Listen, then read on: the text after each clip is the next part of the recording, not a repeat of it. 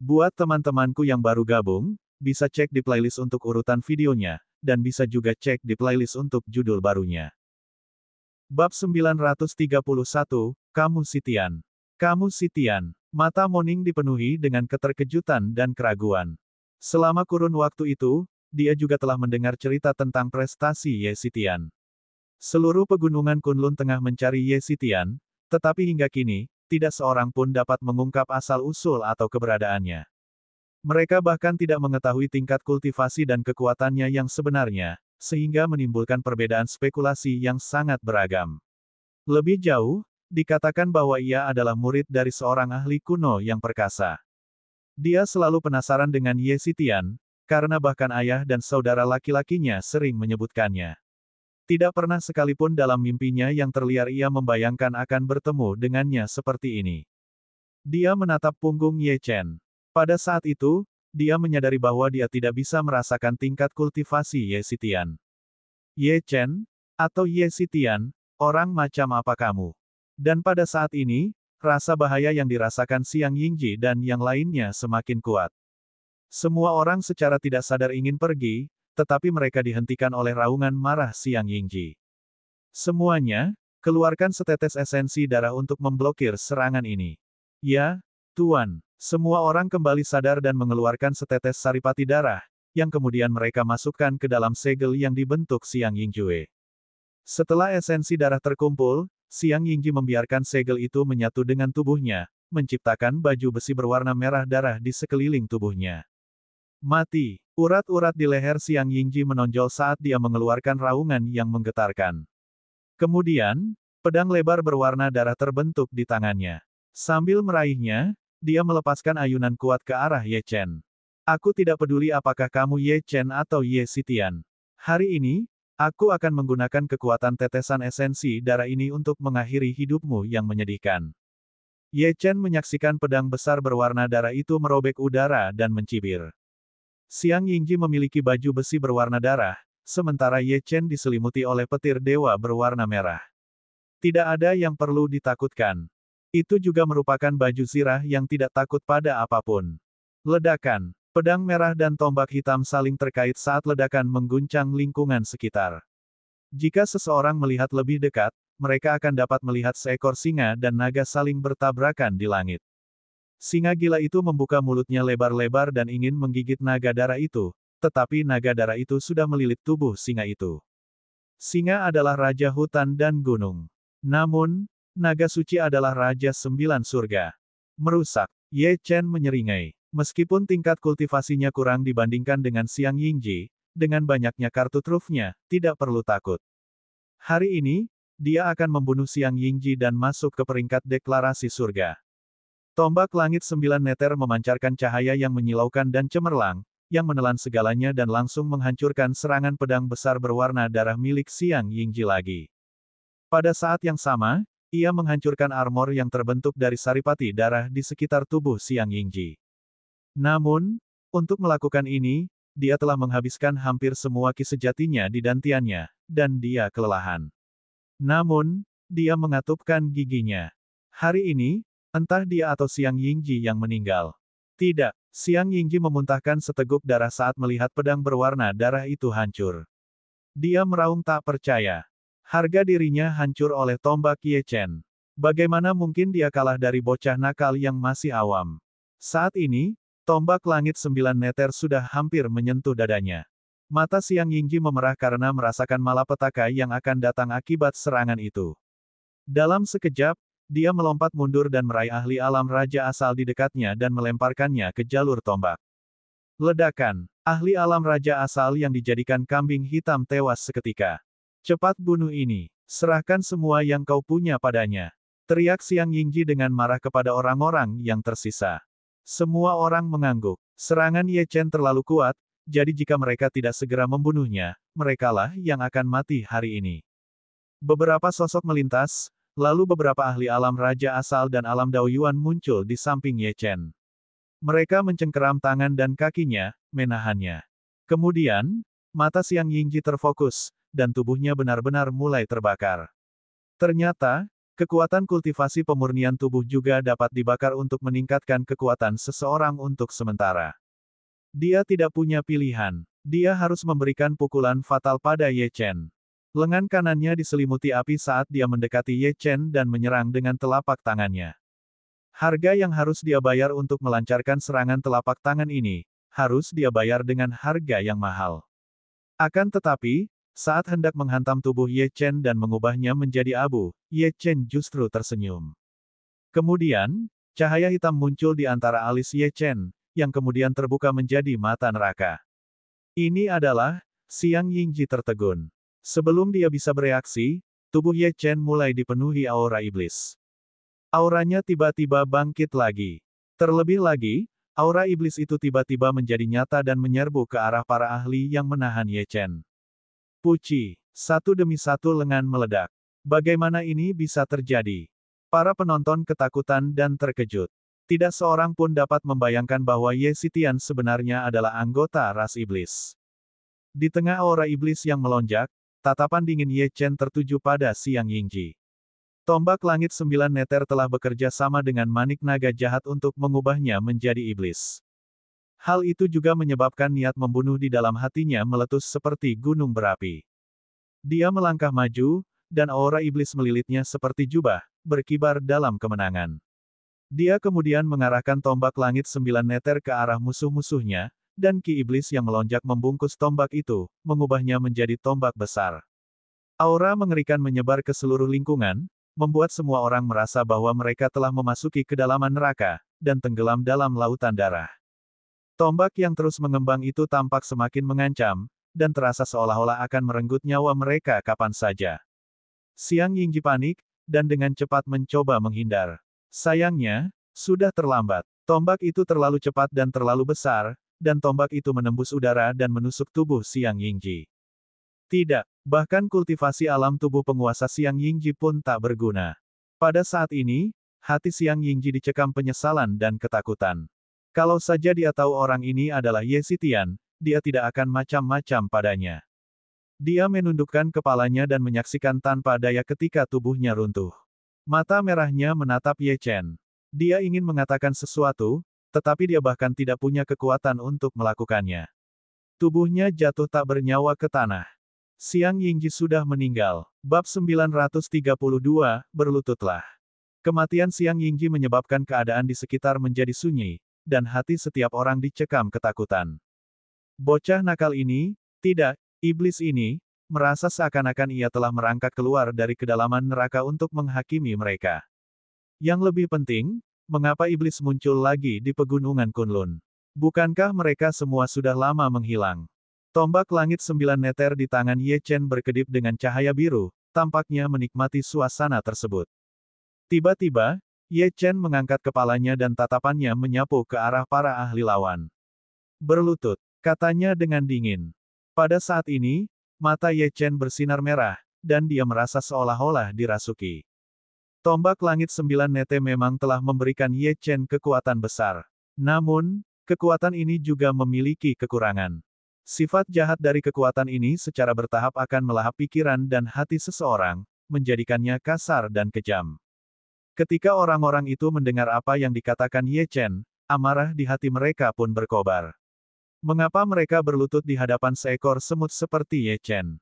Namun, hal itu tidak mengubah fakta bahwa semut yang sama ini mampu merenggut nyawa mereka kapan saja.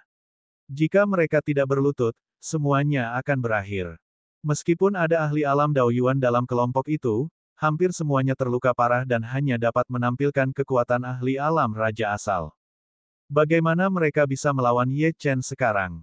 Tidak berlutut. Baiklah kalau begitu. Lengan Ye Chen bergetar dan tombak langit 9 neter melesat keluar, menyambar bagaikan petir bercabang. Dalam sekejap, seseorang terbunuh oleh tombak tersebut, dan darah korban memercik ke yang lain. Celepuk. Tekanan mentalnya terlalu tak tertahankan, jadi satu orang menyerah dan berlutut. Begitu ini terjadi, yang lain perlahan berlutut satu demi satu. Tidak ada seorang pun yang berani tetap berdiri. Ini adalah dunia di mana yang kuat dihormati. Meskipun Ye Chen hanya seorang ahli alam Raja Suci, kekuatannya yang sebenarnya sudah cukup untuk membunuh semua orang yang hadir. Karena itu, apa lagi yang bisa mereka lakukan selain berlutut? Tuan Ye, kami diancam oleh Xiang Yingji untuk mengambil tindakan. Jika kami tahu itu Anda, Tuan Ye, kami tidak akan pernah berani melakukan ini. Tolong biarkan kami hidup. Kami bersedia melakukan apapun untuk Anda. Moning bersandar di kereta dan menyaksikan pemandangan di depannya dengan mulut ternganga. Dia tahu betapa berkuasanya orang-orang di depannya ini, dan mereka memiliki status dan pengaruh yang cukup besar di Seaside City. Namun, pada saat ini, mereka semua benar-benar berlutut dan memohon belas kasihan. Jelas, pertunjukan kekuatan Ye Chen yang menakutkan telah meninggalkan bayangan yang dalam di hati setiap orang. Pada saat itu, Ye Chen menatap sekelompok orang di depannya dan berkata, apakah kalian bersedia bekerja untukku? Ya, Tuan Ye, kami akan melakukan apapun yang Anda inginkan. Begitu kekuatan kami pulih, kami pasti dapat membantu Anda menyelesaikan banyak hal. Anda bahkan dapat mendirikan faksi Anda sendiri. Kelompok orang ini hanya ingin bertahan hidup. Mengenai apakah mereka benar-benar bersedia membantu Ye Chen, itu masalah lain. Setelah menenangkan Ye Chen, mereka akan langsung menemui penguasa biro hukuman dan memberitahunya bahwa Ye Chen adalah Ye Xitian, dan bahwa dia telah membunuh Xiang Yingji. Dia pasti akan diburu. Lakukan apapun yang aku inginkan. Ye Chen bertanya dengan penuh minat. Ya, tiba-tiba, Ye Chen melangkah maju. Aura iblis di sekujur tubuhnya melonjak mengancam. Maafkan aku ingin kamu mati. Aura iblis yang tak terbatas menyelimuti Nine Nether Sky Spear.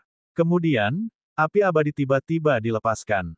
Api menyebar bagai gelombang api raksasa yang menelan semua orang. Mereka berjuang dalam ketakutan, mencoba melepaskan diri dan melarikan diri. Namun, mereka segera menemukan bahwa aura iblis yang bergulung-gulung itu sebenarnya membentuk penghalang hitam di sekeliling mereka. Tidak ada jalan untuk melarikan diri. Beberapa waktu kemudian, jeritan kesakitan itu akhirnya mereda, dan keheningan kembali menguasai. Ye Chen tahu betul bahwa mengungkap rahasia bahwa dia adalah Ye Xitian akan memberinya banyak masalah. Orang-orang ini jelas tidak setia kepadanya seperti Ye Lingtian, jadi dia hanya bisa membunuh mereka. Setelah melakukan semua ini, dia menoleh, dan mata merah dinginnya tertuju pada Moning. Moning merasa seolah-olah dia telah jatuh ke dalam jurang es, dan menjadi yakin bahwa pria ini berani membunuhnya. Untungnya, mata merahnya akhirnya redup dan kembali normal. Setelah itu, Ye Chen menghela napas dan berjalan menuju arah tertentu. Moning mengira dia akan datang untuk menunjukkan perhatiannya, tapi dia malah berjalan menuju Ye Lingling yang terluka. Lingtian, bagaimana perasaanmu? Ye Chen kemudian mengambil pil dan memberikannya kepada Ye Lingling. Setelah beberapa detik, kondisi Ye Lingling akhirnya stabil. Moning menggertakkan giginya. Tampaknya orang ini tidak tergerak oleh kecantikannya. Ketua Balai, saya baik-baik saja, tapi orang-orang itu. Ye Lingling sangat terkejut saat melihat anggota tubuh yang patah dan darah serta tulang berserakan di tanah. Mungkinkah Ketua Balai telah mengurus semuanya? Jika memang begitu, itu akan sangat mengerikan. Sekarang dia mengerti mengapa leluhurnya begitu bersikeras dengan misi untuk menemukan Ye Chen, dan bahkan menghabiskan 1000 tahun hidupnya untuk mencari tahu di mana menemukan Ye Chen. Sang Master Aula mungkin suatu saat nanti benar-benar berdiri di puncak pegunungan Kunlun, atau bahkan mungkin melampauinya. Jangan gunakan dantianmu hari ini. Saat kita sampai di wilayah keluarga Mo, aku akan membuatkanmu obat. Setelah meminumnya beberapa kali, kau akan sembuh total. Terima kasih, Kepala Balai. Kemudian, Ye Chen melangkah ke arah Moning. Dia mengulurkan tangan dan menepuk dada Moning. Ye Chen, apa yang sedang kamu lakukan? Moning bertanya dengan waspada. Hentikan omong kosongmu. Aku tidak tertarik dengan bentuk tubuhmu. Aku seorang dokter. Setelah berkata demikian, dia menyalurkan ki sejatinya ke tubuh Moning. Teknik 9 surga Arcane Sun merupakan teknik kultivasi dengan atribut yang, jadi ki sejatinya secara alami juga mengandung atribut itu.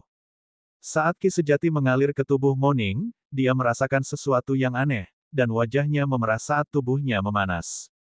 Ia ingin melawan, tetapi ia segera menyadari bahwa anggota tubuhnya yang lemas telah kembali berfungsi. Saat itulah ia mempercayai kata-katanya dan bahwa ia benar-benar membantunya. Ye Chen, bolehkah aku meminta satu hal padamu? Bantu aku menyelamatkan sisa pasukan keluargamu. Mereka berakhir seperti ini karena mereka melindungiku. Jika kamu menyelamatkan mereka, aku akan membayar berapapun harganya untuk membantumu dan aku akan berbicara di depan ayah dan kakak. Setelah beberapa menit, Ye Chen melepaskannya dan berjalan menuju orang lain. Di pihak keluarga Mo, ada orang lain yang auranya menunjukkan bahwa dia masih hidup. Dia adalah Tian Tua. Adapun orang-orang yang tersisa, hampir semuanya sudah mati. Bahkan jika Ye Chen ingin menyelamatkan mereka, tidak ada yang bisa dia lakukan. Bab 933, siapa yang berani menyentuh adikku? Jarum-jarum perak ditusukkan ke tubuh Tian Tua. Begitu jarum-jarum itu terpasang, wajah pucat Tian Tua langsung memerah. Kemudian, Ye Chen mengeluarkan ramuan obat dan memberikannya kepada pria itu. Akhirnya, Tian Tua membuka matanya dengan linglung. Ketika dia melihat Ye Chen, dia hendak duduk ketika Ye Chen berkata dengan tenang, saya sarankan kamu untuk tidak bergerak. Ki sejati yang kacau di tubuhmu dapat membunuhmu. Setelah itu, Ye Chen berjalan menuju kereta sambil berkata kepada Mo Ning, waktuku terbatas. Ayo berangkat. Mo Ning mengangguk. Namun, bagaimana dengan Tian Tua? Ye Chen tidak ingin dia menggendongnya, kan? Saat ini, Ye Lingling sudah sedikit pulih. Dia mengulurkan tangan dan meraih Tian Tua.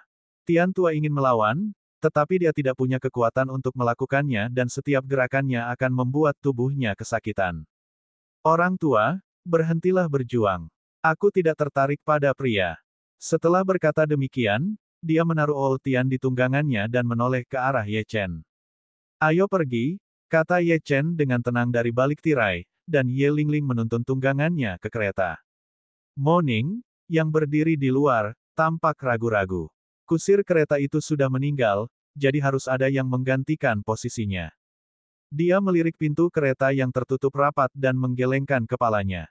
Dia duduk diam di tunggangan di depannya lalu dengan lembut mencambuk kuda-kuda agar bergerak, dan kelompok itu perlahan-lahan berjalan menuju wilayah keluarga Mo. Dia tidak pernah menyangka akan tiba saatnya dia harus menjadi kusir kereta orang lain. Jika kabar ini tersiar, pasti akan menggemparkan seluruh kota tepi laut. Namun, ketika dia memikirkan fakta bahwa identitas Ye Chen lainnya adalah Ye Xitian, mimpi buruk berbagai kekuatan dan sekte di pegunungan Kunlun, dia menyadari bahwa ini wajar saja. Bagaimanapun, dia harus merahasiakannya, tidak hanya untuk dirinya sendiri, tetapi juga untuk Ye Chen. Jika ayah dan saudara laki-lakinya mengetahuinya, itu akan merugikan Ye Chen. Hidupnya diselamatkan oleh Ye Chen, jadi dia tidak akan bertindak seperti orang yang tidak tahu berterima kasih. Pada saat yang sama, di sebuah istana di wilayah keluarga Mo. Meskipun keluarga Mo telah mengasingkan diri sejak zaman kuno, mereka telah menggunakan waktu ini untuk mengumpulkan kekuatan dan membangun fondasi yang kokoh, seperti halnya sebuah kerajaan. Di dalam istana, seorang lelaki tua yang memancarkan aura yang sangat menindas berdiri di depan tembok. Orang tua ini adalah Mo Weihai, kepala keluarga Mo. Liontin giok tergantung di dinding. Di antara mereka, beberapa liontin giok sudah hancur total. Mo Weihai menatap liontin giok yang rusak di dinding. Dia mengepalkan tinjunya dan melepaskan auranya. Sepertinya ada sesuatu yang terjadi pada Ning kecil. Di belakang Mo Weihai berdiri seorang pria setinggi 2 meter. Tubuh pria itu memancarkan kekerasan dan kekuatan murni. Orang ini adalah saudara laki-laki Mo Ning, Mo Rufeng, si jenius tak tertandingi dari keluarga Mo yang telah mencapai alam transformasi astral. Dia menduduki peringkat ke-701 dalam peringkat deklarasi surga meskipun usianya masih muda. Senjata spiritual biasa bahkan tidak dapat menggores tubuhnya. Bahkan dikabarkan bahwa saat Mo Rufeng berhadapan dengan 10 ahli alam raja asal, dia hanya menggunakan kekuatan tubuhnya untuk mengalahkan mereka semua. Itu sungguh mengerikan. Mo Rufeng mengerutkan kening. Ayah, liontin giok Ning kecil tidak rusak. Liontin itu hanya meredup, yang berarti dia masih hidup. Aku akan mencarinya sekarang.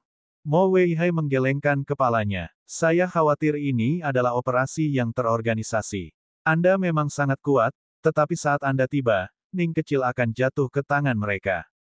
Aku sudah mengirim ahli keluarga untuk mencari Ning kecil. Tidak peduli siapapun itu, jika mereka berani mengganggu keluarga kita, aku akan menghabisi mereka. Mo Rufeng tahu bahwa ayahnya tidak akan membiarkannya pergi. Namun, kemarahan di hatinya semakin membara. Ayah, tolong beri aku kesempatan. Aku telah mencapai alam transformasi astral dan mungkin dapat mencapainya lebih cepat daripada orang-orang itu. Mo Weihai menggelengkan kepalanya. Rufeng, yang perlu kau lakukan sekarang adalah memperkuat dirimu. Orang-orang itu akan datang lagi. Hanya tersisa 1,5 tahun sebelum batas waktu 100 tahun. Aku ingin tahu apakah keluarga Mo bisa bertahan kali ini. Leluhur keluarga Mo telah mempertaruhkan nyawanya. Kami tidak tahu apakah dia masih hidup atau sudah meninggal. Bahkan jika kami memiliki Moning, kami belum dapat menemukan apapun. Pada akhirnya, semuanya masih misteri. Mo Rufeng agak bingung. Dia telah mendengar ayahnya menyebutkan tenggat waktu 100 tahun ini berkali-kali, tetapi tidak pernah diberitahu apa arti atau makna tenggat waktu itu. Ayahnya hanya memintanya untuk berkultivasi sekuat tenaga agar menjadi lebih kuat. Dia juga tidak tahu siapa orang-orang itu. Tepat saat Mo Rufeng hendak mengatakan sesuatu, seorang pelayan bergegas masuk. Tuan muda, sesuatu terjadi. Nona muda, mendengar kata-kata, Nona muda, mata Mo Rufeng menyipit. Dia melangkah maju dan mencengkeram leher pelayan itu sambil bertanya dengan dingin, katakan padaku apa yang terjadi. Siapa yang berani menyentuh Ning kecil? Wajah pelayan itu menjadi pucat karena ketakutan. Dia menunjuk lehernya sendiri, setelah itu Mo Rufeng melepaskan cengkeramannya. Tuan muda, Anda salah paham. Nona muda baik-baik saja, dia sudah kembali dan berada di luar, tapi... Sebelum pelayan itu selesai bicara, embusan angin bertiup kencang, dan sosok Mo Rufeng pun menghilang. Dia mencintai adiknya dan tidak akan membiarkan apapun terjadi padanya.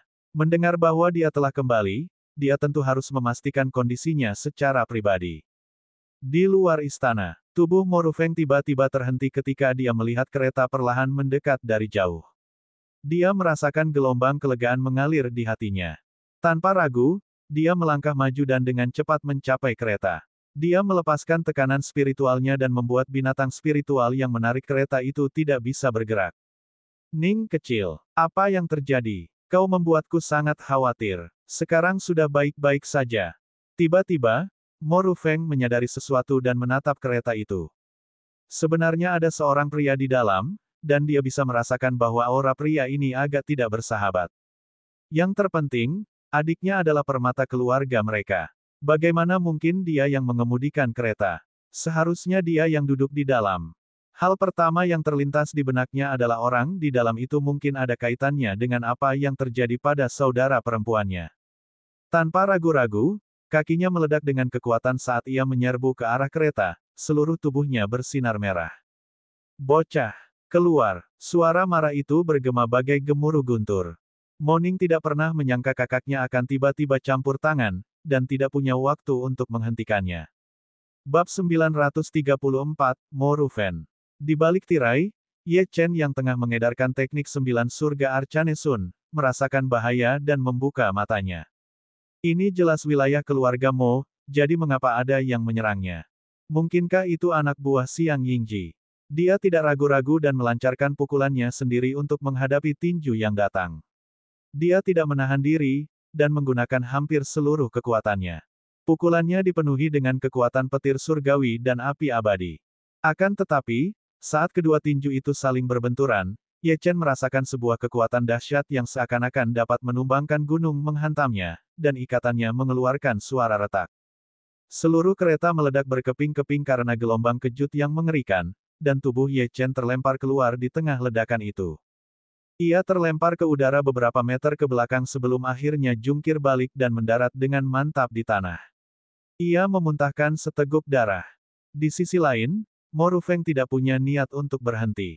Kaki kanannya ditekuk seperti busur saat dia melepaskan tendangan kuat ke arah Ye Chen. Sekali lagi, kaki kanannya bersinar merah karena terbungkus gelombang energi. Retakan muncul di tanah saat tendangannya melesat ke sasaran.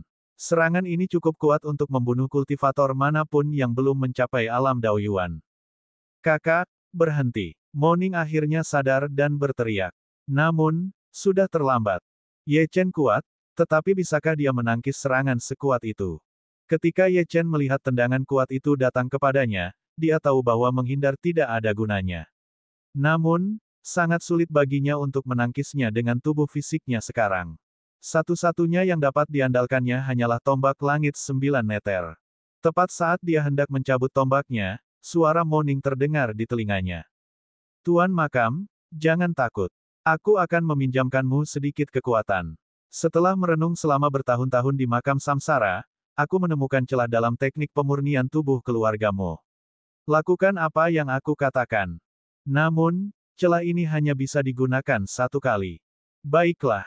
Mata Ye Chen menyipit. Tiba-tiba, Ye Chen memilih untuk menutup matanya. Ketika Mo Rufeng melihat pemandangan di depannya, dia tertawa dalam hati. Tampaknya orang ini telah menerima kematian dan menyerah untuk melawan. Kepala balai. Ekspresi Ye Lingtian berubah drastis. Dia ingin pergi membantu, tetapi dia mendengar suara lemah Tian tua dari sampingnya. Tidak ada gunanya. Kultivasi pemurnian tubuh Tuan Muda hampir sempurna. Jika dia ingin membunuh seseorang, orang biasa tidak akan bisa menghentikannya. Seharusnya aku mengingatkan Nona Muda untuk tidak meninggalkan Ye Chen sendirian di sana. Lihat saja akibatnya. Tuan Muda terkenal dengan sifat pemarahnya. Siapapun yang ingin dibunuhnya pasti akan mati. Nada bicara Tian tua dipenuhi dengan keengganan. Ye Chen telah membantu keluarga Mo, tetapi pada akhirnya, dia akan terbunuh karena kesalahan. Dalam hal tanggung jawab, tidak diragukan lagi itu adalah kesalahan keluarga Mo. Tepat saat tendangan Mo Rufeng hendak mendarat, Ye Chen akhirnya membuka matanya. Sudut-sudut mulutnya melengkung ke atas. Kemudian, jari-jarinya membentuk segel, dan cahaya Buddha menyapu saat dia melayangkan pukulan ke arah Mo Rufeng. Melihat pukulan ini, bibir Mo Rufeng melengkung membentuk senyum dingin. Sampah. Apa kau benar-benar berpikir kau bisa melakukan apapun padaku? Di Seaside City, tidak ada seorang pun yang memenuhi syarat untuk menghalangi seranganku. Saat suara dingin itu terdengar, tendangan itu tampaknya menyebabkan udara di sekitarnya terdistorsi. Sebaliknya Ye Chen tiba-tiba mengubah tinjunya menjadi serangan jari. Seberkas cahaya ungu melingkari jarinya, lalu dengan kekuatan sambaran petir, ia menusuk titik akupuntur di bagian bawah dada Mo Rufeng. Mo Rufeng mengerutkan kening, tidak tahu apa yang Ye Chen coba lakukan. Kemudian, saat jarinya mendarat, dia benar-benar merasakan sakit yang menyayat hati. Namun, ini bukanlah hal terpenting, karena dia tiba-tiba menyadari bahwa semua kekuatan yang disalurkannya ke kakinya telah hilang. Bagaimana ini mungkin? Hati Mo Rufeng bergejolak. Hal ini belum pernah terjadi sebelumnya, dan dia bahkan diliputi rasa malu. Enyah. Tiba-tiba terdengarlah suara gemuruh. Ki sejati dalam tubuh Ye Chen disalurkan ke jarinya dan menghantam tubuh Mo Rufeng, membuatnya terpental. Kaca, kerak, suara tulang retak terdengar dari tubuhnya yang kuat. Dia hampir tidak dapat mempercayainya. Tubuh transformasi astralnya benar-benar telah terluka oleh jari sialan itu. Keluarga Mo hanya memiliki salinan teknik rahasia pemurnian tubuh penciptaan yang tidak lengkap. Namun, setelah mempelajarinya selama beberapa generasi, mereka mengetahui kekuatannya lebih baik daripada orang lain. Itu sempurna, dan kalaupun ada cacat, orang luar tidak seharusnya menemukannya. Namun, hal yang tidak dapat dipercaya baru saja terjadi, dan tubuhnya terlempar tinggi ke udara sementara Old Tian dan Mo Ning menatap dengan tidak percaya. Wah! Dengan suara keras, benda itu jatuh ke tanah dan menciptakan lubang yang dalam. Pada saat itu, keadaan di sekitarnya menjadi sunyi. Mo Ning, Tian tua, Ye Lingtian, dan bahkan kepala keluarga Mo yang baru saja bergegas keluar menghentikan langkah mereka. Wajah mereka dipenuhi ketakutan seolah-olah mereka telah melihat hantu. Rufeng benar-benar dikalahkan. Bagaimana mungkin? Mendesis. Mata Mo Ning dipenuhi ketakutan. Dia tahu bahwa latar belakang dan kartu truf Ye Chen luar biasa, tetapi ini terlalu dibesar-besarkan. Sekalipun dia Ye Xitian, dia seharusnya tidak bisa memperlakukan kakaknya dengan kasar seperti ini. Sementara semua orang terkejut, Mo Rufeng merangkak keluar dari lubang dengan ekspresi ganas di wajahnya. Energi darah mengelilinginya, dan dia menekuk kakinya dan mengeluarkan tombak emas. Perbuatan Ye Chen barusan telah benar-benar membangkitkan keinginannya untuk bertarung.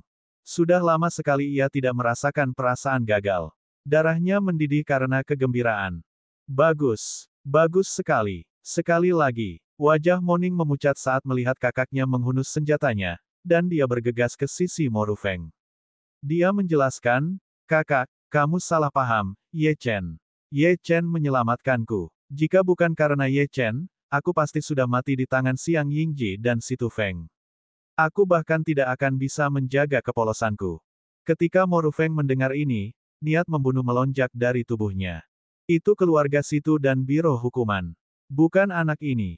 Mo Ning mengangguk. "Kakak, aku akan menjelaskannya saat aku kembali, tetapi kamu menyerangnya.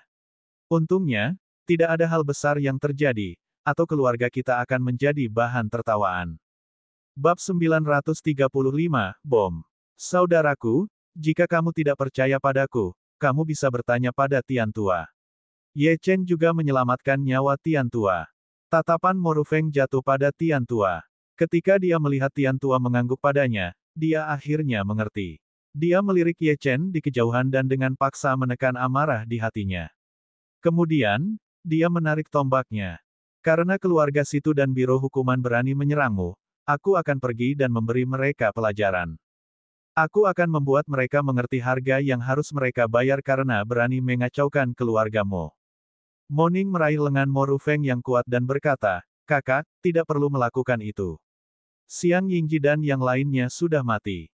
"Apa-apaan?" Mo Rufeng sangat terkejut. Dia menatap Ye Chen. Kali ini, seorang tetua alam Dao Yuan yang bersama Moning tidak kembali. Ini sudah cukup untuk menunjukkan betapa seriusnya situasi tersebut. Xiang Yingji dan Si Tu Feng mungkin membawa sejumlah ahli bersama mereka. Semua ini telah diselesaikan oleh pemuda yang dingin dan sombong ini. Apakah orang ini benar-benar cukup kuat untuk melakukannya? Dan, orang ini baru saja membalas teknik rahasia pemurnian tubuh penciptaannya. Dia tidak pernah mengerti di mana letak kelemahan teknik rahasia pemurnian tubuh penciptaan, namun entah bagaimana hal itu telah teridentifikasi oleh beberapa orang luar. Siapakah pemuda yang tidak diketahui asal-usulnya ini? Pada saat ini, Mo Weihai perlahan berjalan mendekat. Dia menepuk bahu Mo Rufeng dan berkata, "Rufeng, kamu harus berterima kasih kepada orang ini. Jika itu orang lain, mereka mungkin telah membunuhmu. Kamu terlalu beruntung selama ini. Kamu harus menanggung kemunduran hari ini." Mo Rufeng menatap Mo Weihai dan mengepalkan tinjunya. "Ayah, mulai sekarang, tidak seorang pun akan mampu menargetkan kelemahan teknik rahasia pemurnian tubuh penciptaanku. Mereka bahkan tidak akan memiliki kesempatan untuk menyerang." Mo Weihai mengangguk. Kemudian, dia menatap Ye Chen dengan penuh minat. Dia bertanya pada Mo Ning, "Ning kecil, mengapa kamu tidak memperkenalkan kami?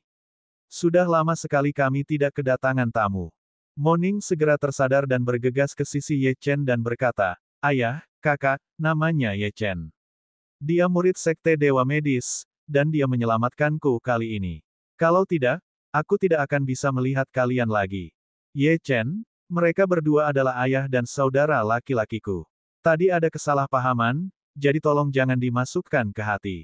Ye Chen mengangguk. Dia tidak terganggu dengan hal ini. Bagaimanapun, satu-satunya hal yang dia pedulikan adalah Han Yun, dan keluarga Mo hanyalah sarana untuk menghubungkannya dengan tujuan itu. Moning merasakan urgensi Ye Chen dan berkata, "Di luar berangin, jadi mari kita masuk bersama." "Ngomong-ngomong, ayah, ada sesuatu yang perlu Ye Chen ganggu. Mari kita masuk dan bicara." Mo Weihai menatap Ye Chen dalam-dalam lalu mengangguk. Di dalam istana, Ye Chen bisa mengetahui seberapa dalam fondasi keluarga Mo. Istana itu cemerlang, dan batu-batu yang digunakan untuk membangun lantainya semuanya adalah batu roh. Lebih jauh lagi, barang apapun yang tergantung di dinding pasti akan terjual dengan harga tinggi dalam pelelangan. Keluarga Mo kuno memang sesuai dengan reputasinya. Dia sempat bertanya-tanya apakah keluarga Ye kuno juga seperti ini. Mo Weihai duduk di kursi kehormatan di ruangan itu. Meskipun dia tidak memancarkan auranya, temperamennya yang keras langsung menarik perhatian semua orang. "Ye Chen, karena kamu telah menyelamatkan putriku, katakan padaku apa permintaanmu. Asalkan tidak terlalu banyak, saya setuju." Menurut pendapat Mo Weihai, Ye Chen hanya menginginkan kesempatan, dan mungkin bahkan ingin menggunakan kesempatan ini untuk menjalin hubungan yang tidak terpisahkan dengan keluarga Mo. Dia bisa saja memberikan kesempatan seperti itu kepada Ye Chen. Namun, jika Ye Chen menginginkan Mo Ning, Itu tidak mungkin. Itulah batasnya. Ye Chen tidak membuang waktu. Dia melangkah maju dan berkata dengan nada serius, aku sudah mendengar tentang hubungan antara keluarga Mo dan keluarga Han. Aku tidak datang ke sini untuk keluarga Mo hari ini. Aku di sini untuk keluarga Han. Aku ingin melihat satu-satunya yang selamat dari perang kuno, Han Yun. Mendengar ini, Mo Weihai dan Mo Rufeng tercengang, dan tubuh mereka menegang. Mereka tahu Ye Chen mungkin akan mengajukan permintaan kasar, tapi ini sudah kelewat batas. Han Yun disegel dan dilindungi oleh keluarga Han. Bagaimanapun, itu terkait dengan masalah saat itu. Itu masalah serius. Bahkan dikatakan bahwa Han Yun telah menjadi orang gila yang kejam karena pengalaman itu. Dia akan membunuh siapa saja yang menyebut-nyebut tentang zaman kuno atau klan roh darah, terlepas dari apakah itu baik atau buruk. Dia bahkan membunuh beberapa orang dari keluarga Han. Han Yun hampir menjadi tabu yang tidak ingin disentuh oleh keluarga Han dan bahkan seluruh pegunungan Kunlun. Namun, pemuda ini benar-benar ingin bertemu Han Yun. Dia sedang mencari kematian. Tidak, Mo Weihai berteriak. Tekanan spiritualnya melonjak ke arah Ye Chen. Ye Chen mengangkat kepalanya, tidak bergerak seperti gunung. Mo Ning segera berdiri di depan Ye Chen dan berkata kepada Mo Weihai, Ayah, demi aku, bisakah kau membantu Ye Chen? Dia memiliki status khusus dan masalah ini sangat penting baginya. Selain itu, bukankah kita akan pergi ke kediaman keluarga Han dalam beberapa hari? Bawa saja Ye Chen. Mengenai apa yang terjadi saat kita sampai di kediaman keluarga Han, kita serahkan pada Ye Chen untuk menyelesaikannya. Mo Weihai sangat marah ketika melihat putrinya membela Ye Chen. Ning kecil, ada beberapa hal yang tidak kau mengerti. Kami tidak tahu dari mana anak ini berasal atau latar belakangnya, tetapi dia ingin bertemu Han Yun. Masalah ini mungkin akan membuat keluarga ini terancam punah. Meskipun saya tidak tahu apa tujuan anak ini, yang pasti ini merugikan keluarga kita. Dengan itu, dia menatap Ye Chen dan melambaikan tangannya. Ye Chen, kau boleh pergi sekarang. Aku akan meminta para pelayan menyiapkan beberapa pil dan batu roh berkualitas tinggi untukmu. Anggap saja itu sebagai balasan kami padamu karena telah menyelamatkan Ning kecil. Kirim tamu itu keluar. Mendengar perintah Mo Weihai, dua tetua datang ke sisi Ye Chen dalam sekejap. Kedua tetua ini adalah ahli alam Daoyuan. Mereka menatap Ye Chen dan berkata, Tuan Ye, jangan mempersulit kami. Silakan ikut dengan kami. Ye Chen tidak bergerak, tetapi mendongak dan menatap Mo Weihai. Mo Weihai, tolong jelaskan ini. Ini tidak ada hubungannya denganku. Aku, Ye Chen, melakukan ini untuk menyelamatkan keluarga Momu. Begitu kata-kata ini keluar, ekspresi kedua tetua itu berubah drastis. Anak ini benar-benar pemberontak, beraninya dia memanggil kepala keluarga dengan namanya. Dia hanya mencari kematian. Kemudian, mereka melihat ke arah Mo Weihai, yang wajahnya berubah pucat. Ada juga jejak kemarahan di wajahnya. Otoritasnya bukanlah sesuatu yang bisa atau harus dipertanyakan oleh orang biasa. Mo Weihai hendak mengatakan sesuatu ketika Mo Ning memotongnya. Ayah, Ye Chen tidak melakukannya dengan sengaja. Tolong jangan tersinggung. Mo Weihai mendengus dan berkata kepada kedua tetua itu, jangan beri dia pil atau batu spiritual apapun. Usir saja dia. Kesabarannya telah mencapai batasnya. Kalau bukan karena putrinya, dia pasti sudah membunuh Ye Chen karena sikap tidak hormatnya yang begitu mencolok. Kedua lelaki tua itu hendak meraih lengan Ye Chen ketika Ye Chen melangkah melewati mereka. Dia kemudian menatap dingin ke arah Mo Weihai sambil berkata, Mo Weihai, pernahkah kau berpikir tentang konsekuensi jika tidak dapat menghasilkan ahli alam kaisar tertinggi dalam 1,5 tahun? Dengan kultivasi dan kekuatan pemurnian tubuh Mo Rufeng, dia mungkin memenuhi syarat untuk dibawa pergi. Bahkan putrimu mungkin akan dibawa pergi. Tapi apakah kau benar-benar tega menyerahkan anak-anakmu dan anggota klanmu kepada binatang buas itu? Bab 936, Alam Rahasia. Keluarga Momu sudah terobsesi dengan hal ini sejak lama. Kamu bahkan sudah mencobanya pada Mo Ning, tetapi gagal. Jangan berpikir sedetik pun bahwa aku tidak tahu apa yang sedang kamu rencanakan.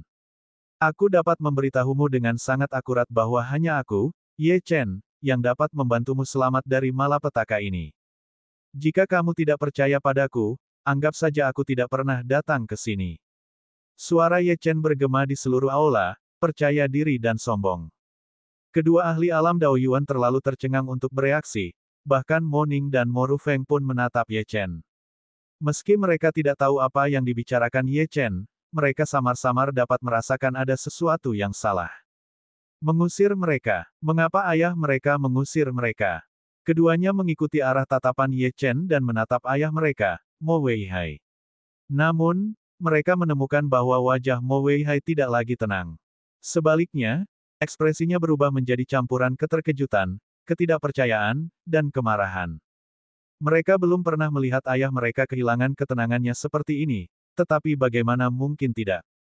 Hanya sedikit orang yang mengetahui tentang klan roh darah dan perjanjiannya, dan masing-masing dari mereka adalah orang yang memegang kekuasaan tertinggi dalam keluarga besar atau sekte mereka.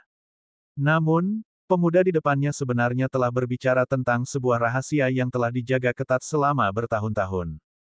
Ini bukan lelucon. Dia bisa merasakan kepastian dalam nada bicara Ye Chen. Menekan rasa terkejut di hatinya, Mo Weihai mengepalkan tinjunya dan membuka pintu aula. Kecuali Ye Chen, semua orang harus meninggalkan aula sekarang. Semuanya. Para pelayan tertegun dan mundur.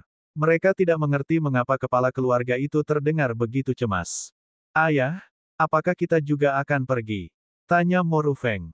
Bawa Ning kecil keluar, Mo Weihai mengangguk dan berkata, tidak seorang pun boleh masuk tanpa perintahku, dan siapapun yang melanggar perintah ini akan dibunuh. Mo Rufeng ingin mengatakan sesuatu, tetapi ketika dia melihat ekspresi serius dan hikmat Mo Weihai, dia membawa Mo Ning bersamanya saat dia pergi. Dia yakin Ye Chen tahu sesuatu.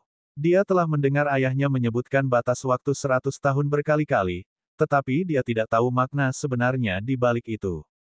Apapun yang terjadi, dia harus mencari tahu. Tak lama kemudian, hanya Ye Chen dan Mo Weihai yang tersisa di istana. Ye Chen mencari tempat duduk dan menuangkan secangkir teh untuk dirinya sendiri. Apa lagi yang kamu tahu? Mo Weihai berjalan mendekati Ye Chen dan bertanya dengan dingin. Ye Chen mengabaikannya. Setelah 10 detik, dia menjawab, pembuatan avatar Mo Ning gagal, kan? Apakah kamu masih tidak dapat berkomunikasi dengan leluhur keluarga Mo-mu itu? Ekspresi Mo Weihai berubah. Pada saat ini, dia yakin bahwa Ye Chen adalah orang yang sebenarnya. Dia berkata dengan penuh semangat, siapa kamu? Bagaimana kamu tahu begitu banyak tentang keluarga Mo? Ye Chen meletakkan cangkir tehnya dan berkata dengan tenang, tidak masalah siapa aku. Selama kamu membawaku ke keluarga Han, aku dapat membantumu menyelesaikan masalah tertentu. Juga, ada sesuatu yang tidak perlu aku sembunyikan darimu. Perjalanan ke sini dipercayakan kepadaku oleh leluhurmu. Kalau tidak, aku tidak akan tahu begitu banyak rahasia, kan? Mata Mo Weihai merah padam. Dia adalah seorang kultivator tingkat kaisar tertinggi. Namun, saat berhadapan dengan pemuda ini, dialah yang dituntun. Segalanya berada di bawah kendali pemuda ini. Apakah leluhur keluarga Mo benar-benar mempercayakan ini kepada Ye Chen? Anak ini hanya seorang ahli alam Raja Suci. Bahkan jika dia adalah seorang kultivator pemurnian tubuh, dia tidak memenuhi syarat untuk melawan bahkan anggota klan roh darah yang paling lemah. Melihat keraguan Mo Weihai, Ye Chen tersenyum dingin dan melemparkan liontin giok kepadanya. Kata, Mo, terukir pada liontin giok tersebut. Hal ini disempurnakan oleh Mo Ning dari makam samsara. Mo Ning telah memberitahunya bahwa selama dia menunjukkan liontin giok ini kepada Mo Weihai, dia akan mengerti segalanya. Seperti yang diduga, saat Mo Weihai melihat liontin giok yang dilemparkan Ye Chen padanya, dia menatap Ye Chen dengan ngeri. Beberapa detik kemudian, dia menangkupkan kedua tangannya dan berkata, Tuan Ye, saya tadi bersikap tidak sopan. Mohon maafkan saya. Liontin giok ini adalah liontin giok milik para leluhur, jadi mereka harus memperlakukan siapapun yang menunjukkannya kepada mereka seperti mereka memperlakukan leluhur. Tidak mungkin dia berani mengabaikan atau meremehkan Ye Chen lagi. Aku tidak ingin bertele-tele denganmu lagi. Aku harus menemui Han Yun secepatnya. Apakah kamu punya cara untuk membantuku? Tanya Ye Chen. Mo Weihai ragu-ragu selama beberapa detik lalu mengangguk. Tuan Ye, tidak sulit untuk mengunjungi keluarga Han. Namun, hanya ada satu cara untuk melihat Han Yun. Alam rahasia roh darah. Mata Ye Chen menyipit saat mendengar 4 kata terakhir. Dia tidak ada di pegunungan Kunlun. Mo Weihai menggelengkan kepalanya dan menjelaskan, Tuan Ye, Anda salah paham. Alam rahasia ini dibangun oleh ratusan ahli hebat di pegunungan Kunlun 1000 tahun yang lalu. Selama 1000 tahun terakhir, hampir semua ahli hebat di pegunungan Kunlun sedang mempersiapkan perjanjian 100 tahun. Dan di alam rahasia ini, ada ahli dari klan roh darah. Apa-apaan? Apakah kamu yakin? Ye Chen segera berdiri. Mo Weihai mengangguk. Klan roh darah adalah eksistensi dari alam yang lebih tinggi. Mereka sangat kuat. Ketika tetua klan roh darah datang ke pegunungan Kunlun, meskipun pegunungan Kunlun berubah menjadi lautan darah dan kematian, para ahli teratas pegunungan Kunlun diam-diam menangkap 6 orang dari klan roh darah. 6 orang ini disegel di alam rahasia roh darah yang dibangun oleh para ahli di pegunungan Kunlun. Namun, tingkat kultivasi mereka ditekan, dan kekuatan yang dapat mereka tunjukkan jauh dari kekuatan penuh mereka. Alam rahasia ini awalnya dimaksudkan untuk menjebak orang-orang ini, tetapi seiring berjalannya waktu, karena suatu alasan, tempat ini benar-benar berubah menjadi tempat dengan peluang yang luar biasa. Energi spiritual di dalamnya sangat padat, dan binatang buas berkeliaran di alam rahasia dengan bebas. Luka yang diderita ke-6 orang itu juga berangsur pulih. Meskipun mereka ditekan oleh formasi, mereka masih menjadi penguasa di alam rahasia. Saya rasa mereka telah mengubah segalanya di alam rahasia. Sekarang, alam rahasia roh darah telah lama kehilangan tujuan aslinya, dan kini telah menjadi tempat yang berbahaya. Alam rahasia ini sangat cocok untuk para ahli untuk berlatih, dan beberapa ahli hebat bahkan berpikir bahwa lingkungan di dalamnya sebenarnya mirip dengan tanah tempat klan roh darah berasal. Setiap kultivator yang masuk dan keluar hidup-hidup akan menerima kesempatan yang luar biasa. Mereka bahkan mungkin bertemu dengan 6 anggota klan roh darah. Yang terpenting, Han Yun mungkin juga akan ikut serta kali ini. Aku tidak yakin tentang alasan pasti di balik ini, tetapi lusa, keluarga Han akan mengadakan pertemuan untuk memilih beberapa orang jenius yang tak tertandingi untuk ikut serta. Persyaratan minimumnya adalah telah mencapai tingkat ke-8 dari alam raja asal. Keluarga Mo juga diundang, jadi aku berencana untuk mengizinkan Little Feng untuk berpartisipasi. Ini adalah satu-satunya kesempatan untuk bertemu Han Yun. Namun, tingkat kultivasi Tuan Ye saat ini terlalu jauh dari persyaratan tingkat kultivasi keluarga Han untuk memasuki alam rahasia. Anda mungkin tidak memenuhi syarat. Ye Chen berpikir keras. Tak lama kemudian, dia mengangkat kepalanya dan berkata, tidak apa-apa. Kalau sudah waktunya, bawa saja aku. Aku pasti punya cara untuk masuk ke dalam. Mo Weihai mengangguk. Hanya itu yang bisa kulakukan. Tapi jangan khawatir, Tuan Ye. Kali ini, aku akan berusaha sekuat tenaga untuk mendapatkan tempatmu, bahkan jika aku harus mempertaruhkan nyawaku. Setelah mereka selesai mengobrol, hari sudah larut, jadi Mo Weihai mengatur agar Ye Chen tinggal di kediaman keluarga Mo. Mo Ning punya banyak pertanyaan yang ingin ditanyakan pada Ye Chen, tetapi pintunya tertutup. Tampaknya dia tidak berencana untuk bertemu dengan siapapun. Terlebih lagi, ayahnya juga telah memerintahkan agar tidak ada seorang pun yang mengganggu kultivasi Ye Chen. Bab 937, Tablet Batu Deklarasi Surga. Di makam Samsara, Ye Chen mengedarkan teknik matahari misterius 9 surga. Aura di sekujur tubuhnya terus meledak, menunjukkan tanda-tanda terobosan. Terobosan ini sebenarnya ditujukan untuk pengembangan spiritual dan pemurnian tubuh. Namun, Ye Chen tidak terburu-buru untuk menerobos. Dia membuka matanya dan menatap wanita berjubah merah di depannya. Mo Ning, mengapa klan roh darah membawamu pergi? Tanyanya. Tuan Makam, ada beberapa hal yang tidak bisa kami katakan. Mo Ning menggelengkan kepalanya. Kau lihat, ketika Senior Lin ingin mengungkapkan beberapa hal, dia dihukum oleh makam Samsara. Keberadaan makam Samsara membatasi jiwa suci kita dan membatasi beberapa hal yang bisa kita lakukan atau katakan.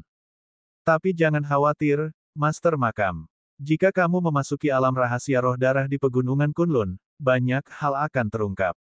Juga, karena makam Samsara telah memilihmu sebagai pemiliknya, tempat itu tidak akan melakukan apapun untuk menyakitimu. Pasti ada alasan untuk batasan-batasan ini. Ye Chen mengangguk dan menatap batu nisan Suekie. Batu nisan itu bersinar terang, dan bayangan tampak menjulang di atasnya. Ye Chen bisa merasakan sepasang mata sedang menatapnya. Mungkin tergantung pada apakah Sue Qiye menilai dia memenuhi syarat untuk menjadi muridnya. Pada saat yang sama, Ye Chen dapat merasakan bahwa kekuatan manik naga jahat di kepalanya telah tumbuh lebih kuat selama beberapa hari terakhir. Bahkan ada sedikit sensasi kesemutan, seolah-olah meramalkan bahwa sesuatu yang buruk akan terjadi. Namun, dia tidak tahu kapan atau apa itu. Ujung tombak 9 meter Sky Spear bersinar dengan cahaya biru redup, berkedip pelan. 2 hari berlalu dalam sekejap mata. Pagi-pagi sekali, terdengar ketukan di pintu. Ye Chen membuka matanya setelah sesi kultivasinya. Ketika dia membuka pintu, dia menemukan Moning di luar. Ye Chen, bersiaplah. Kita bisa pergi sekarang. Kamu telah berkultivasi dalam pengasingan selama beberapa hari terakhir, namun aku tidak melihat seberapa besar peningkatan tingkat kultivasimu, kata Moning. Ye Chen mengabaikannya dan menuju keluar. Tidak lama kemudian, Ye Chen bertemu dengan Mo Weihai. Kali ini, keluargamu membawa sekitar 20 ahli, yang semuanya telah mencapai alam Daoyuan. Setidaknya, ia memancarkan aura dominan. Tuan Ye, kali ini bukan hanya kami satu-satunya keluarga yang mengunjungi kediaman keluarga Han. Saat kami sampai di sana, saya harap Anda bisa menahan diri. Kalau tidak, akan sangat merepotkan, Mo Weihai mengingatkannya. Meskipun dia tidak banyak berhubungan dengan Ye Chen, dia memahami kepribadian Ye Chen.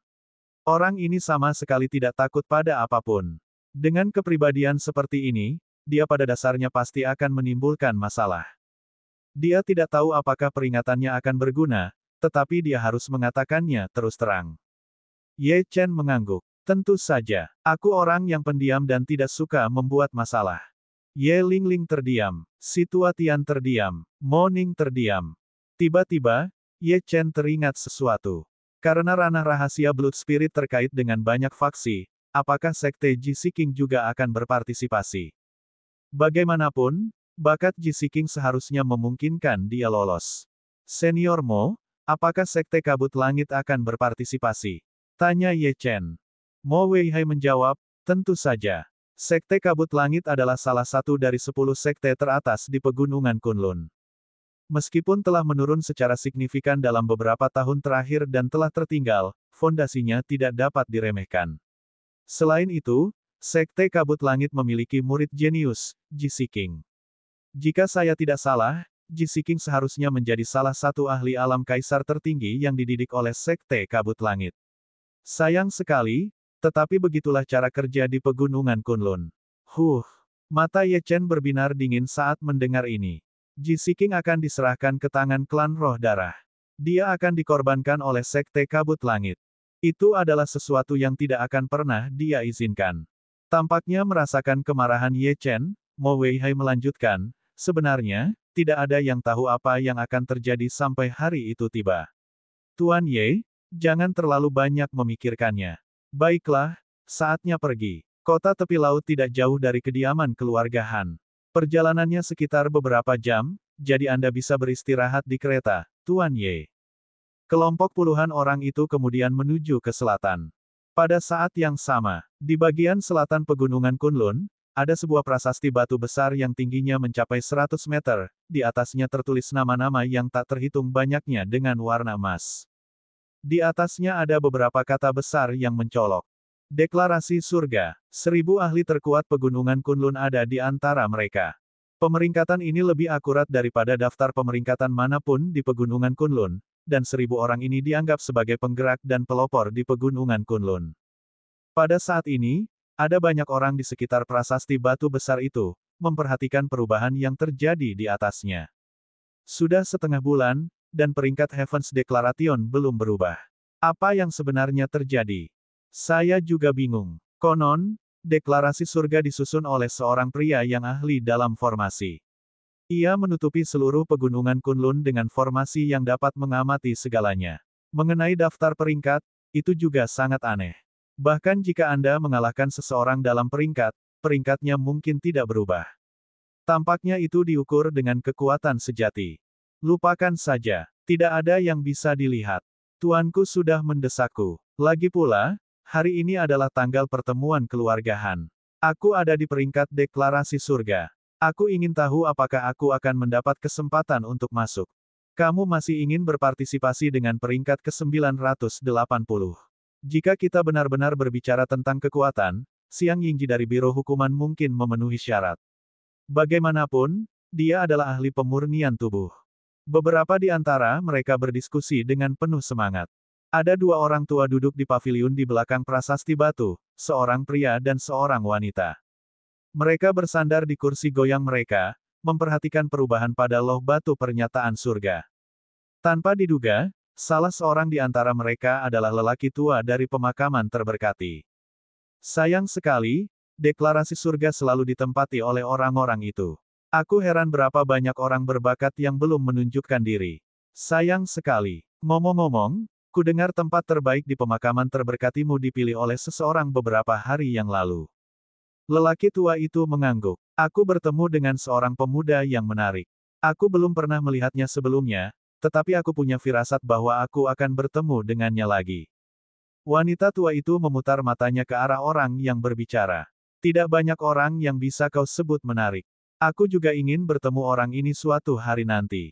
Orang tua dari pemakaman terberkati hendak mengatakan sesuatu ketika seluruh prasasti batu pernyataan surga bergetar. Para penonton berseru, lihat. Peringkat deklarasi surga telah berubah. Sial, nama Xiang Yingji juga menghilang. Apa terjadi sesuatu pada Xiang Yingji? Bagaimana mungkin? Seseorang berseru. Pada saat yang sama, banyak sekali pasang mata yang menyadari sesuatu yang aneh. Itu karena ada dua nama yang naik daun dengan cepat melampaui nama-nama lainnya. Ye Chen, Ye Xitian. Tak lama kemudian, nama Ye Chen berhenti di peringkat 912 dalam daftar deklarasi surga. Ia telah menggantikan Xiang Yingji. Kerumunan menjadi gempar. Xiang Yingji sudah mati, dan Ye Chen ini telah membunuhnya. Namun, perhatian orang banyak pada Ye Chen dengan cepat menghilang, dan mereka memusatkan perhatian pada nama lain yang masih muncul. Ye Xitian. Dalam sekejap mata, ia telah melonjak dari posisi terakhir ke posisi ke-900, dan terus menanjak peringkatnya. Gila, bab 938, sesuatu telah terjadi. 10 detik berlalu, dan nama Ye Xitian melonjak ke posisi ke-800, dan tidak menunjukkan tanda-tanda akan berhenti. Ini adalah sesuatu yang belum pernah terjadi pada peringkat deklarasi surga. Semua pembudidaya di sekitar menunjukkan ekspresi sangat ngeri dan mereka menatap prasasti batu itu dengan mata terbelalak bak patung. Apa yang sebenarnya terjadi? Siapa Ye Xitian? Bagaimana dia bisa naik pangkat secepat itu? Seorang pemuda berjubah panjang dan memegang kipas lipat berseru. Kipas lipat di tangannya juga jatuh ke tanah karena terkejut. Mungkinkah Ye Xitian membunuh orang yang kuat? Tidak, mengapa aku merasa nama ini agak familiar? Kurasa aku pernah mendengarnya di suatu tempat sebelumnya. Coba kupikir-pikir. Saya rasa saya pernah melihatnya di surat kabar spiritual di pegunungan Kunlun. Seseorang mengambil setumpuk tebal koran dan membolak-baliknya satu demi satu. Pada saat ini, seorang pemuda berambut panjang berjalan mendekat, matanya tertuju pada nama Ye Xitian. Dia berkata, tidak perlu mencari namanya. Ye Xitian adalah ahli misterius yang namanya telah menyebar melalui rumor baru-baru ini. Kita tidak tahu tingkat kultivasinya atau kekuatannya, tetapi yang kita tahu adalah bahwa dia mengendalikan petir surgawi, naga surgawi, dan api yang kuat. Setiap kali Ye Xitian muncul, setidaknya satu sekte akan hancur. Kudengar aliansi darah dan banyak kekuatan lain dihancurkan olehnya. Juga, belum lama ini, seorang ahli yang hebat turun ke pegunungan Kunlun dan memperingatkan sekte Dao bahwa tidak seorang pun diizinkan untuk menyentuh Ye Xitian. Dia bahkan mengangkatnya sebagai murid. Penjelasan pemuda berambut panjang itu langsung membangkitkan ingatan semua orang. Wah, Ye Xitian orangnya. Bukankah dia sudah lama menghilang? Kali ini, dia mengincar peringkat deklarasi surga. Yang lebih penting, bagaimana dia bisa naik begitu banyak peringkat sekaligus? Dia sudah mencapai peringkat ke-750. Sial, monster macam apa ini? Semua orang ketakutan ketika mereka menatap prasasti batu itu. Untungnya, nama itu akhirnya berhenti dan stabil di 727. Jumlah ini tampaknya tidak biasa, tetapi deklarasi surga juga menyertakan semua monster lama dalam peringkatnya. Tidak banyak yang bisa masuk 800 teratas di usia 20-an. Yang lebih penting, Tidak ada seorang pun yang pernah mencapai posisi ke-700 dalam waktu sesingkat itu. Itu benar-benar tidak pernah terjadi. Semua orang menatap ke arah prasasti batu itu dengan ketakutan di mata mereka. Di sisi lain, penampilan Ye Chen di peringkat itu tidak ada apa-apanya jika dibandingkan dengan peringkat ke-912. Jika orang-orang yang hadir tahu bahwa Ye Xitian dan Ye Chen adalah orang yang sama, ekspresi mereka mungkin akan lebih dilebih-lebihkan. Di paviliun, kedua tetua sudah berdiri dan mengerutkan kening. Apa latar belakang Ye Xitian? Dari sekte mana dia berasal? Tanya wanita tua itu penasaran. Lelaki tua dari pemakaman terberkati itu menggelengkan kepalanya. Aku pernah mendengar tentang Ye Xitian beberapa kali. Dia sangat misterius. Konon katanya dia berasal dari Huaxia. Mengenai detail spesifiknya, aku tidak tahu. Lupakan saja. Meskipun Ye Xitian sangat kuat, dia tidak dapat mengubah situasi secara keseluruhan. Masih ada 1,5 tahun lagi sebelum batas waktu 100 tahun. Aku ingin tahu siapa yang akan mampu memikul tanggung jawab kali ini, atau mereka akan menerima kesulitan lagi. Seharusnya yang terakhir. Para pemimpin pegunungan Kunlun tidak lagi seberani sebelumnya. Mereka hanya takut pada hal yang tidak diketahui. Mereka akan selamanya melupakan betapa kuatnya para ahli pegunungan Kunlun di zaman kuno. Ketika wanita tua itu mendengar ini, matanya dipenuhi dengan kesepian. Dia mengulurkan tangannya dan menepuk lelaki tua itu. Lupakan saja, beberapa hal berada di luar kendali kita. Bukankah keluarga Han sedang mengadakan pertemuan hari ini? Aku ingin tahu bakat muda mana yang akan memasuki alam rahasia Blood Spirit kali ini. Alam rahasia Blood Spirit semakin kuat dari tahun ke tahun. Terakhir kali, 80 orang meninggal. Kali ini, aku khawatir lebih dari 100 orang akan meninggal. Namun, jika kita tidak menjadi lebih kuat di dalam, akhirnya akan tetap sama. Setelah kedua tetua itu selesai berbicara, mereka menggelengkan kepala dan kembali ke kursi masing-masing. Mereka memejamkan mata seolah-olah mereka tidak peduli lagi dengan apapun. Kami sudah tua, jadi kami tidak akan terlibat. Pada saat yang sama, rombongan keluarga Mo masih setengah jam jauhnya dari wilayah keluarga Han. Kereta itu sangat sunyi. Ye Chen memejamkan matanya sambil terus mengedarkan teknik 9 surga Arcanesun. Ia menyadari bahwa teknik kultivasi ini secara mengejutkan efektif dalam menyempurnakan tubuhnya. Penyempurnaan tubuh dan pengembangan spiritual adalah dua hal yang sangat berbeda, tetapi teknik 9 surga Arcanesun sangat inklusif. Pada saat ini rombongan itu berhenti. Apa yang terjadi? Ye Chen membuka matanya dan menatap Ye Lingling di luar. Ekspresi Ye Lingling tampak aneh. Ketua balai, tidak ada yang serius. Kami hanya menemukan beberapa mayat di depan. Oh, Ye Chen mengangguk dan mengabaikannya. Ketika para ahli keluarga Mo telah membersihkan mayat-mayat yang menghalangi jalan mereka, kelompok itu terus bergerak maju. Namun, saat rombongan itu melewati beberapa mayat yang telah dipindahkan, Ye Chen merasakan sesuatu, dan matanya tertuju ke arah tertentu. Di garis pandangnya ada mayat berlumuran darah. Namun, bukan mayat itu sendiri yang menarik perhatiannya, melainkan sesuatu di dalam saku mayat itu. Ada sesuatu yang dibungkus dalam kantong plastik. Ada gambar kartun yang indah di sana, dan juga nama pabrik pengolahan makanan berteknologi tinggi Provinsi Tianhe, Huaxia. Bukanlah hal yang aneh jika barang-barang Huaxia muncul di pegunungan Kunlun. Namun, hanya ada satu kemungkinan bagi jenis item ini untuk muncul di sini. Jilin. Ini karena camilan itu adalah salah satu camilan yang pernah dia berikan kepada Jilin dulu. Tanpa ragu, Ye Chen mengangkat tirai kereta dengan satu tangan dan pergi dengan cepat. Merasakan hal ini, kelompok keluarga Mo berhenti. Mo Weihai menatap Ye Chen dengan rasa ingin tahu. Dia memberi isyarat untuk tetap di tempatnya dan kemudian menunggangi tunggangannya ke arah Ye Chen. Tuan Ye, ada apa? Apakah Anda kenal para korban ini? Dilihat dari luka-luka di tubuh mereka, mereka seharusnya terbunuh oleh satu serangan pedang. Meskipun metode mereka tidak brutal, mereka jauh lebih kuat daripada pihak lawan. Ye Chen tidak mengatakan apa-apa. Dia mengeluarkan sekantong permen dari salah satu sakunya, dan jari-jarinya membentuk segel. Cahaya merah mengelilingi telapak tangannya, perlahan-lahan menyelimuti sekantong permen itu. Beberapa gambar muncul di depan mata Ye Chen sesekali. Karena kekuatannya yang terbatas, dia dapat melihat beberapa gambaran Jilin, tetapi dia tidak dapat melihat ahli yang menyerangnya. Seharusnya para ahli itu telah jauh melampaui kekuatannya. Tatapannya menjadi berat. Dari gambar-gambar itu, dia bisa menyimpulkan bahwa sesuatu pasti telah terjadi pada Jilin. Mengenai apakah dia masih hidup, tidak diketahui. Tekniknya bahkan tidak dapat menentukan asal penyerang. Brengsek, tinju Ye Chen menghantam tanah, seketika menciptakan lubang yang dalam. Jilin dan Ji Siking merupakan dermawannya, jadi dia tidak bisa meninggalkan mereka begitu saja. Pada saat ini, dia memiliki sedikit keraguan dalam hatinya. Jilin seharusnya bersama dengan anggota Sekte Kabut Langit, jadi mengapa dia sendirian di sini? Bab 939, Mencari Jilin. Bahkan jika ada keadaan khusus, Ji Siking seharusnya mengikutinya. Selain itu, karena dia hanya lewat, dia pasti sedang menuju ke kekeluargaan. Siapa sebenarnya yang mengincarnya dan mengapa? Tuan Ye, apa yang terjadi? Mo Weihai bertanya dengan rasa ingin tahu, merasakan kemarahan Ye Chen, mungkin saya bisa membantu Anda.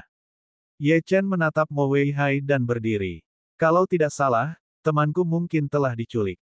Aku ingin mencari tahu di mana dia berada. Apakah kamu punya cara untuk melakukannya? Mo Weihai tertegun. Dia menggelengkan kepalanya dengan ragu. Tuan Ye, ada banyak cara untuk menemukan orang. Namun, tempat ini telah disegel dan dibatasi oleh suatu kekuatan. Sulit bagi kebanyakan orang untuk mengetahui apa yang terjadi di sini. Namun, karena kami tidak menemukan temanmu di sini, maka temanmu pasti ada di depan. Hanya ada satu jalan di sini, yaitu jalan menuju wilayah kekeluargaan. Orang-orang yang melakukan ini kemungkinan besar berasal dari beberapa kekuatan dan sekte yang berpartisipasi dalam pertemuan ini. Mo Weihai penasaran siapa teman Ye Chen, dan dia akan membantu jika dia bisa. Sayangnya, ini bukan kota tepi laut, melainkan wilayah kekeluargaan. Jika dia benar-benar tidak berdaya, dia hanya bisa meminta bantuan dari kekeluargaan. Ye Chen berdiri dan menyipitkan matanya. Melalui teknik tadi, dia samar-samar merasakan sesuatu yang tersembunyi. Itu adalah token kayu hitam, yang seharusnya milik orang-orang yang membawa pergi Jilin. Ayo kita pergi mengunjungi kekeluargaan. Mencari di area itu jelas tidak praktis. Tempat ini telah disegel, dan teknik biasa tidak dapat melacak orang di sini. Karena itu, ia hanya bisa mengandalkan koneksi keluarga Mo untuk menemukan Jilin. Dia juga tidak tahu apakah Ji Siking mengetahui hal ini. Mungkin dia sudah terbiasa membiarkan Jilin bepergian dan melakukan sesuatu sendiri. Kelompok itu maju lagi. Kali ini, Ye Chen tidak memejamkan mata untuk berkultivasi. Sebaliknya, dia mengamati segala sesuatu di luar jendela saat mereka bepergian. Dia menyadari bahwa ada cukup banyak orang yang pergi ke wilayah kekeluargaan kali ini. Sepanjang perjalanan, dia bertemu setidaknya 30 hingga 40 kelompok. Yang terlemah di antara mereka adalah para kultivator alam raja asal, dan tidak ada satupun kultivator alam raja suci. Faktanya, ada beberapa eksistensi dengan aura mengerikan di setiap kelompok, yang kemungkinan besar adalah para penggerak dan penggerak di pegunungan Kunlun.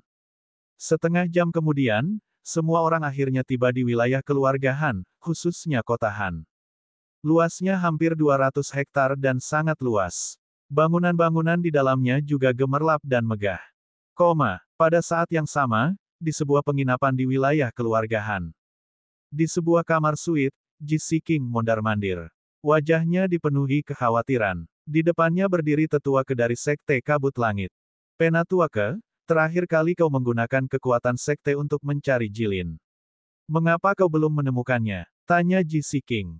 Kakaknya telah lama menghilang. Keberadaannya tidak diketahui, dan ia seperti menguap begitu saja. Dia mengenal baik saudara perempuannya. Mustahil baginya untuk pergi tanpa berpamitan. Namun, dia belum menerima kabar apapun sejak dia mengasingkan diri untuk berkultivasi. Dia tidak berencana untuk datang ke wilayah kekeluargaan kali ini, tetapi ketika Penatua ke memberitahunya bahwa kekeluargaan memiliki mantra yang dapat mencari orang-orang di seluruh pegunungan Kunlun, dia memilih untuk melakukan perjalanan ke sini. Namun, sepanjang jalan, kegelisahan di hatinya semakin kuat. Sebagai saudara perempuan, mereka entah bagaimana bisa merasakan kondisi pihak lain.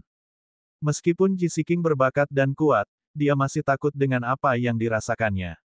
Penatua ke, Mari kita pergi mengunjungi keluarga Han sekarang. Aku harus mencari tahu di mana adikku berada, kata Ji Siking tegas. Pupil mata tetua Ke mengecil. Dia tentu saja tidak bisa mengungkapkan masalah sekte kabut langit yang mengejar Jilin. Jilin telah mendengar sesuatu yang seharusnya tidak didengarnya. Demi keuntungan, mereka tentu tidak punya pilihan selain menghadapinya. Sayangnya, meskipun mereka menggunakan seluruh kekuatan sekte untuk mencarinya, mereka tetap tidak dapat menemukannya. Menurut pendapat ketua sekte, kekuatan Jilin hanya dianggap lumayan di pegunungan Kunlun, jadi dia tidak memiliki kemampuan untuk melindungi dirinya sendiri saat berhadapan dengan para ahli sejati. Penatua Ke menepuk punggung Ji Siking dan menghiburnya, Siking, pertemuan keluarga Han belum dimulai, mereka tidak akan bertemu dengan siapapun. Adapun Jilin, dia gadis yang sangat aneh. Tidak akan terjadi apa-apa padanya. Kamu harus tenang dan berkultivasi. Kali ini, kamu harus melewati alam rahasia roh darah apapun yang terjadi. Angka kematian di alam rahasia ini sangat tinggi, jadi jangan meremehkannya.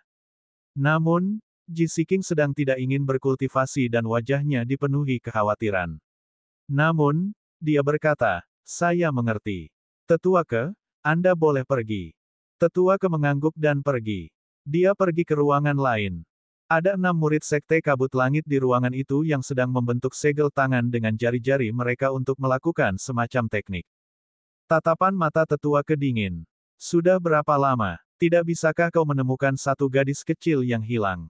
Salah satu murid membuka matanya dan berkata, Penatua Ke, kami dapat merasakan bahwa Jilin ada di dekat sini.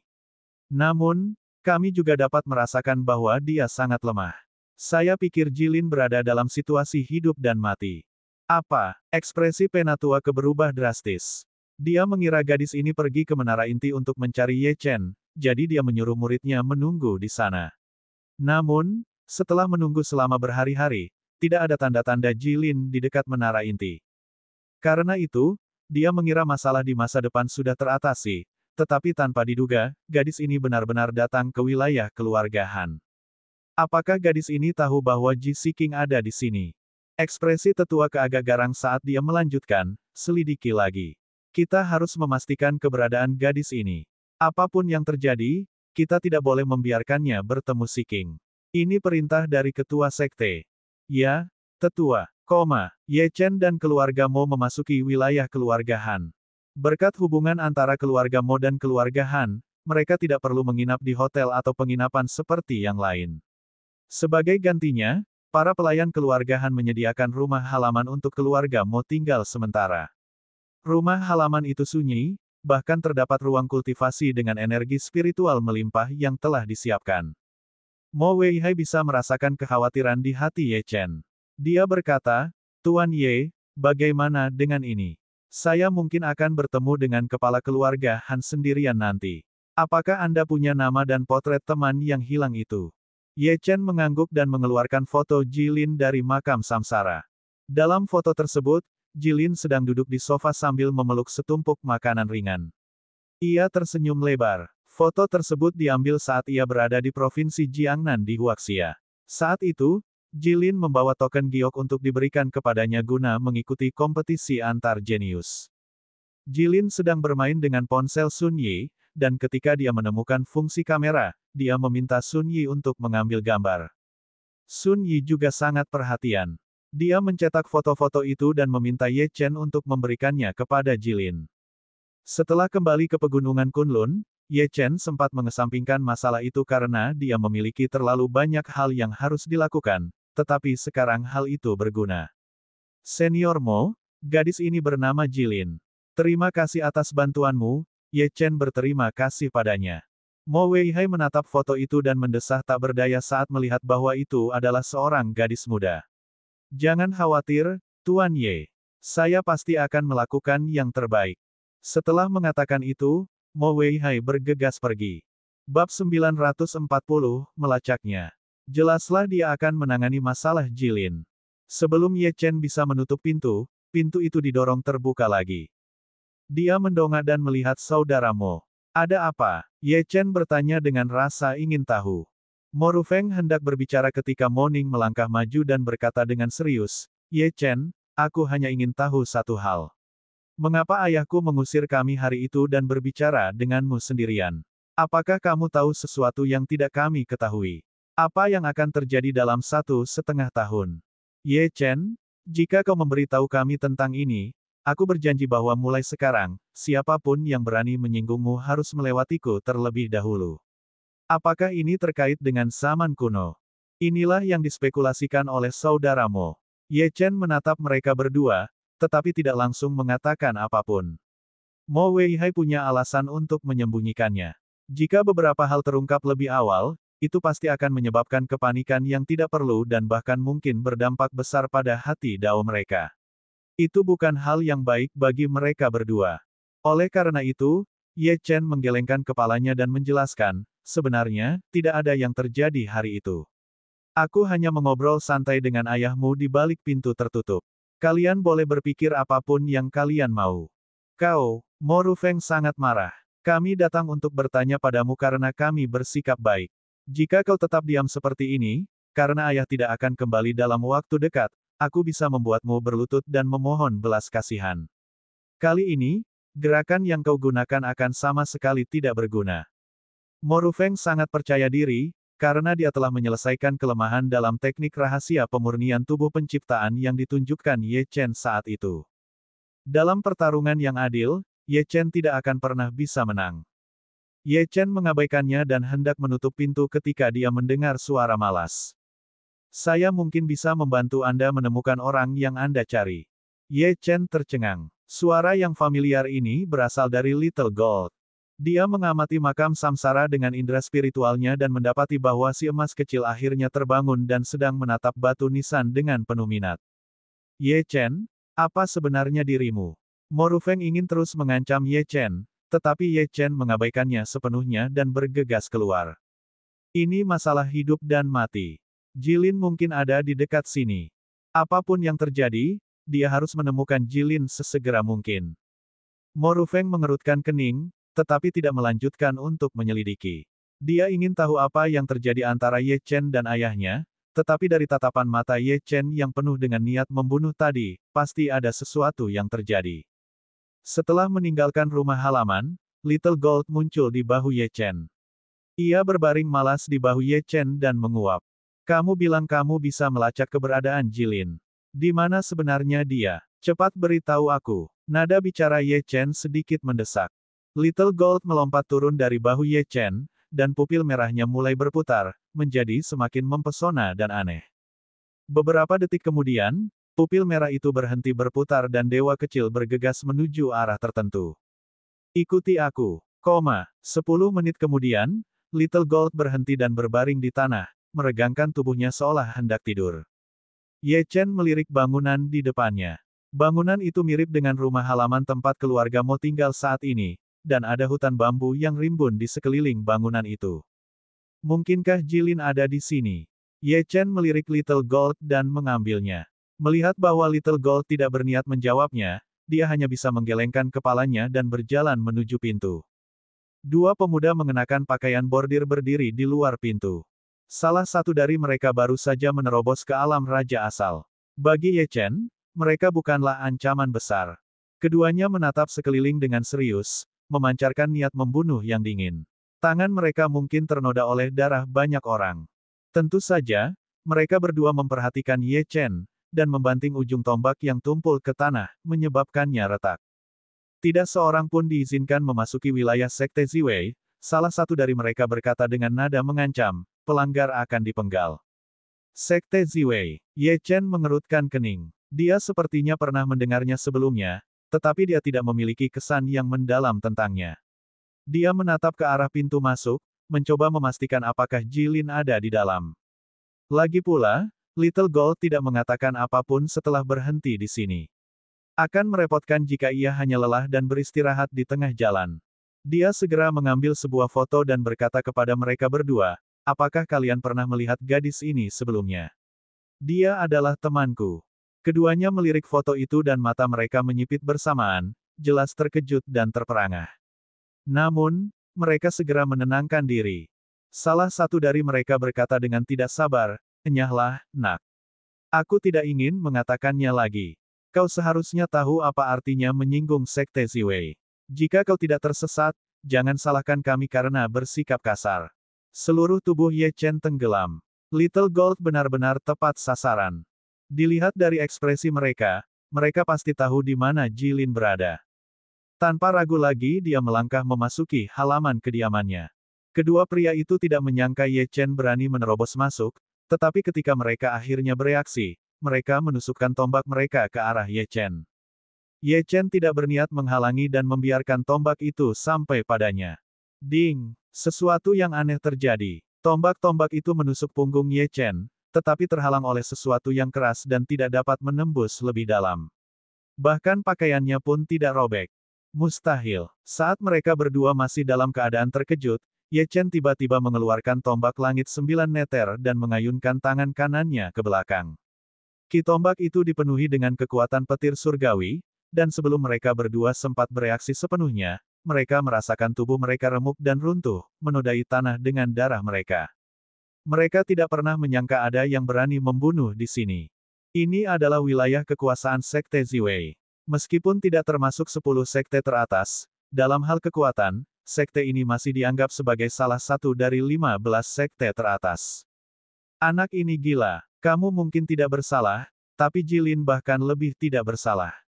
Suara acuh tak acuh Ye Chen terdengar. Dia mengabaikan mayat-mayat itu dan langsung masuk ke dalam kediaman. Banyak murid Sekte Ziwei yang berkultivasi di dalam. Meskipun mereka merasa Ye Chen aneh, mereka tidak banyak bicara. Lagi pula, sebelum pertemuan keluarga Han dimulai, banyak sekte dan pengikutnya akan berinteraksi satu sama lain.